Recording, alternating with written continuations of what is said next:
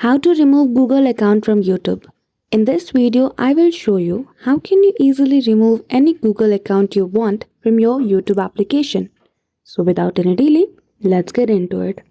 For that, firstly open your YouTube application and click on your profile. After that, click on your Google account option below your profile. Once you do so, you will see a lot of features and settings of your Google account. After that, again click on your profile icon and click on Manage Account on this device. After you do so, scroll below to search for Google and click on it and you will see all the accounts linked through Google in your YouTube. After that, click on the email which you want to remove and you will see the option of remove it. And that's all. That is how easily you can remove any Google account from your YouTube application. So I hope you found this video helpful. If you did, don't forget to give it a thumbs up and subscribe to our channel for such tutorial. Thank you for watching till the end.